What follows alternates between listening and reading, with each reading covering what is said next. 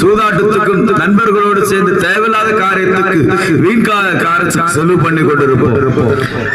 நான் இருந்தது சென்னையில இருந்தாலும் ஒரு அப்பா இல்லாத பிள்ளையாய் நான் வளர்க்கப்பட்டேன். அம்மா மாத்திரம் தான் அம்மாவும் மாத்திரம் தான் வளர்த்தார்கள். அவர்கள் என்ன பண்ணுவாங்க, எங்களுக்கு சரியான வருமானம் இல்லாமல் சாப்பாட்டு கூட நாங்கள் கஷ்டப்படுவோம். நான் ஒருவேளை சாப்பாட்டுக்காக 15 குடம் தண்ணி பிடிச்சு ஒரு வீட்டுல ஊத்தி விட்டு அவங்க கொடுக்கிற 10 ரூபாய்க்கும் ஒருவேளை சாப்பாட்டுக்கும் அலைஞ்ச நாட்கள் உண்டு. எனக்கு அப்போது ஒரு 16-17 வயசுதான் இருக்கும்.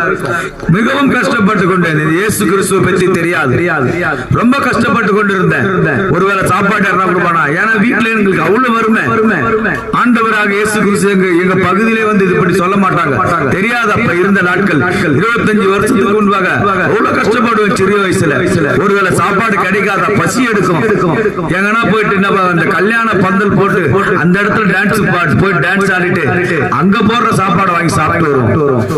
எங்க தெருவுக்கு எதிர்க்க இருக்கிற ஒரு தெலுங்கார் தெருன்னு சொல்லுவோம். அந்த தெருவுல போனா எல்லாரும் சாப்பிட்டு முடிஞ்ச பிறகு சின்ன பசங்களா நீங்க கடைசியில சாப்பிடுங்க, இந்த பசங்களா வந்து